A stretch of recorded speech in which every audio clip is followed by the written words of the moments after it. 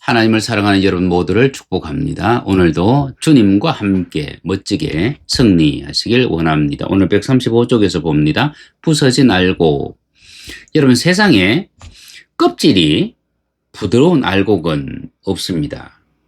껍질이 안에 있는 알맹이보다 더 단단해야만이 알맹이가 보존되기 때문입니다. 그런데 이 껍질은 때가 되면 알맹이를 위해서 껍질이 깨트려져야만 되어지고 부서져야만 됩니다.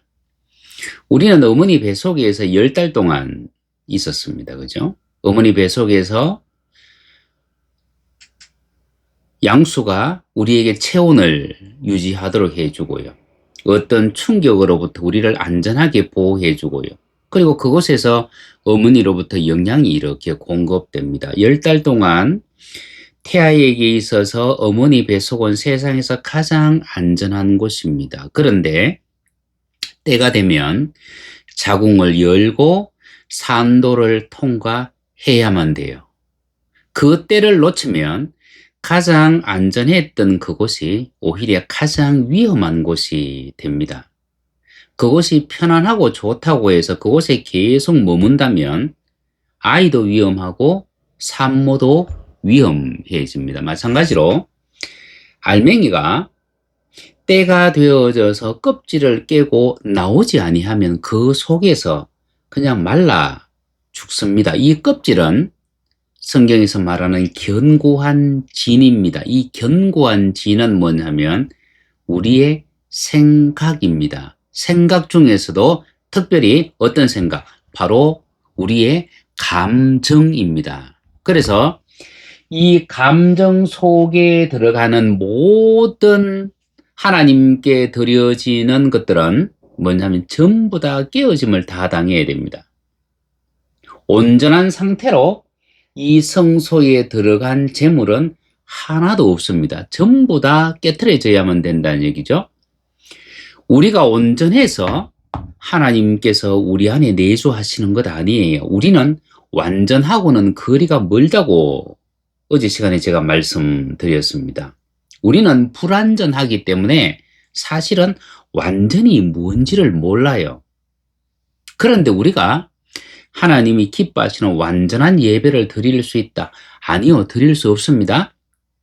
하나님이 임하실 수 있는 완전한 상태가 되어질 수 있다? 될 수 없습니다. 왜냐하면 존재 자체가 불완전하기 때문에. 다만 우리는 하나님이 하라는 것을 하고 하나님이 멈추라는 것을 멈춤으로 말미암아 완전하신 하나님을 따라가는 겁니다.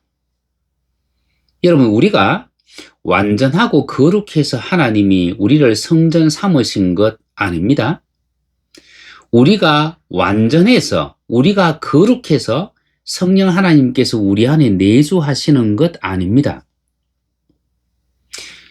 완전하신 하나님께서 완전케 하라고 우리 안에 내주하시는 것이고, 거룩하신 성령께서 우리를 거룩하게 하시려고 성전 삼으시는 겁니다. 그래서 오늘 이 시간에 우리는 불완전에서 완전으로, 죄에서 거룩으로 변해가는 과정 속에 있습니다.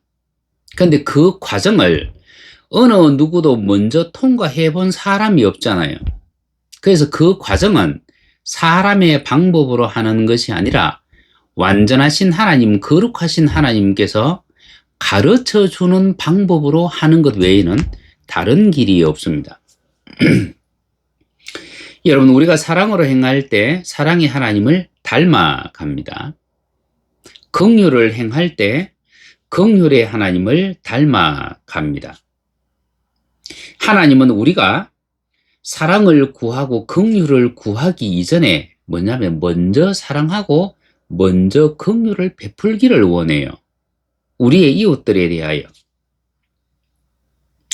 예수님은 자신이 온유하고 겸손하다고 하시면서 자신의 멍에를 메고 배우라고 말씀하셨습니다.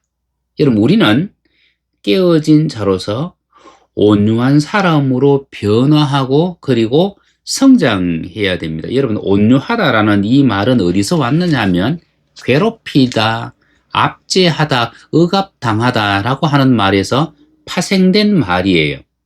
결국 사람이 온유해지려고 하면 뭐예요? 환경의 영향을 받아서 환경 속에서 깨트려지고 부서져야만 온유한 사람이 된다는 뜻입니다. 그래서 철저히 자신을 신뢰하면서 나아가는 사람은 결코 온유한 자가 될 수 없습니다.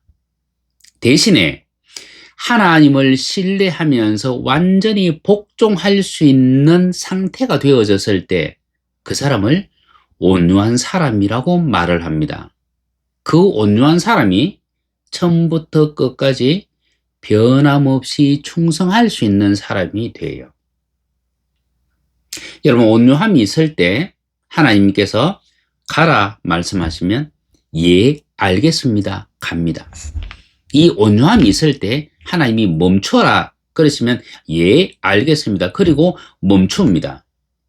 그리고 이 온유함이 있을 때 하나님이 그만하면 되었다라고 하실 때까지 하나님 앞에 기도할 수 있습니다. 여러분, 사실 우리가 어떤 하나의 문제를 가지고 하나님 앞에 나아가서 기도할 때 우리가 당면한 그 문제에 대해서는 하나님 이 문제를 해결해 주십시오라고 이틀을 기도하고 사흘을 기도하지만은 하나님의 영광을 위해서 우리의 어떤 죄의 회개를 위해서 하나님 앞에 기도할 때 오늘, 내일, 모레, 걸피 더 나아가서 주님이 멈춰라고 하실 때까지 기도할 수 있는 사람이 있느냐?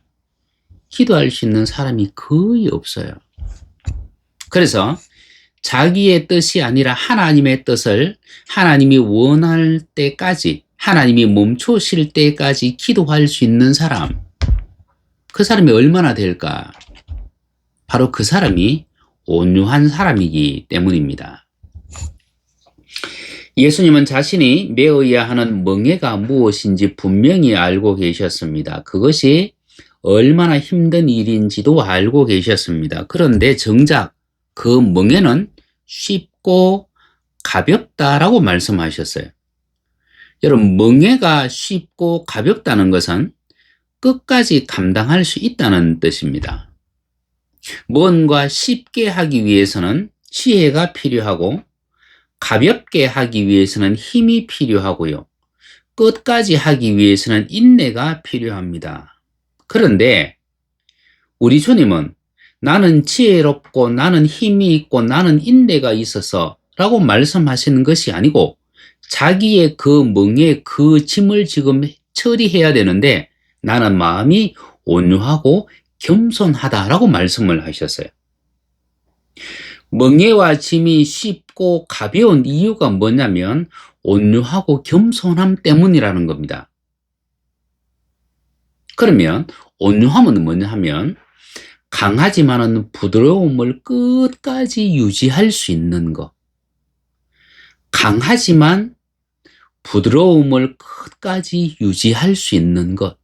하나님이 그를 사용하신다는 얘기입니다. 민수기 12장 3절 말씀, 이 사람 모세는 온유함이 지면의 모든 사람보다 더하더라.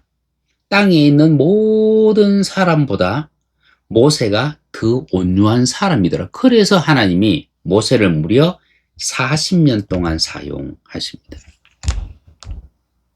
여러분, 온유한 사람은 개인적인 감정이 없습니다. 자신을 변호하지도 않습니다. 그리고 쉽게 흥분하지도 않습니다.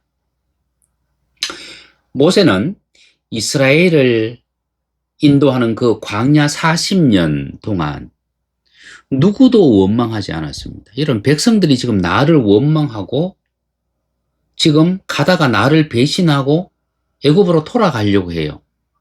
모세가 그들에게 대하여 불평하지 않습니다.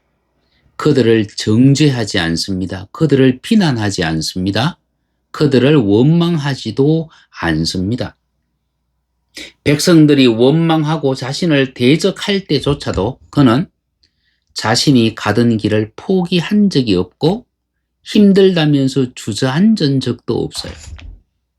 그런 모든 상황에서 모세는 하나님의 말씀에 귀를 기울이고 자신을 원망하며 대적하는 그 백성들을 대신해서 하나님 앞에 엎드렸습니다. 그는 미디안 그 광야에서 40년 동안 하나님이 철저히 다스리시고 하나님이 끝까지 책임지신다는 것을 그는 깨달았기 때문이고, 그 40년의 삶을 통해서 본인이 하나님 앞에서 깨어졌기 때문입니다. 여러분, 자신을 원망하고 자기에게 돌을 던지려고 하는 그 사람을 위해서 기도할 수 있다. 이것이 얼마나 온유한 사람입니까? 온유함은 각 사람의 권위를 인정하고 눈앞에 있는 상대를 하나님의 마음으로 대하는 자세를 갖게 합니다. 여기에서 사람에 대한 겸손이 시작됩니다. 온유하고 겸손하신 예수님은 제자들을 있는 그대로 사랑하셨어요. 그들의 어떤 조건을 말씀하지 않으셨습니다. 제자는 어부는 어부대로, 의사는 의사대로, 세리는 세리대로 다 인정해 주셨어요.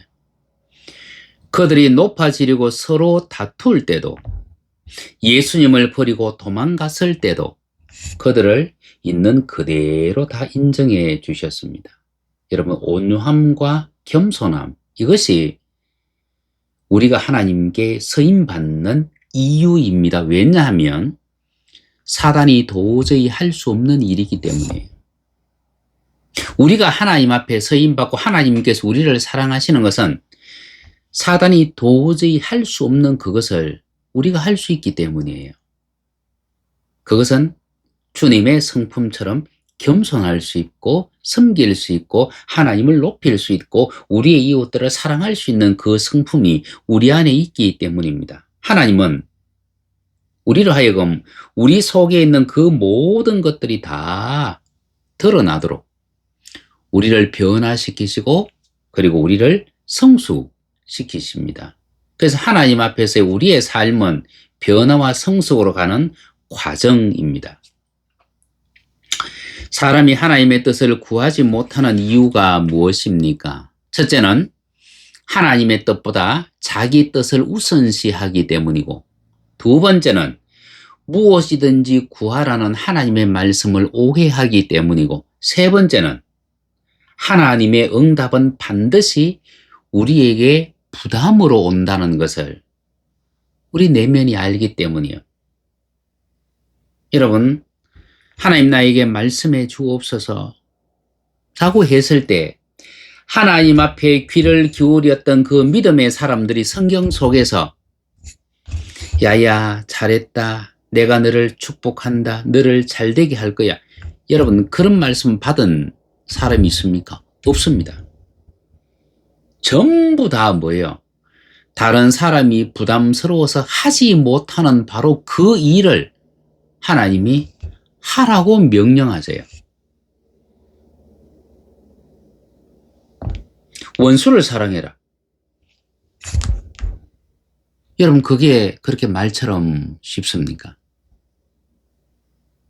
이처럼 우리가 하나님의 뜻을 구했을 때 하나님의 뜻은 명확합니다. 그것은 우리로 하여금 그 일을 행할 수 있도록 하는데, 바로 그 일은 우리가 부담스러워서 우리가 회피하고 싶은 바로 그 일을 말씀하신다는 겁니다.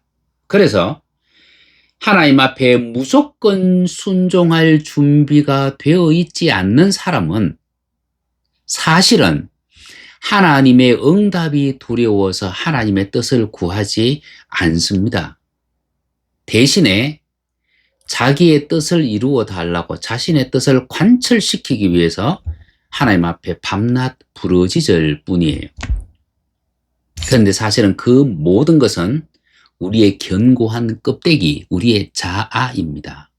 이것을 우리가 완전히 깨트릴 수 있어야만 정말 하나님이 기뻐하시는 하나님의 사람으로서 이 땅을 살아갈 수 있습니다.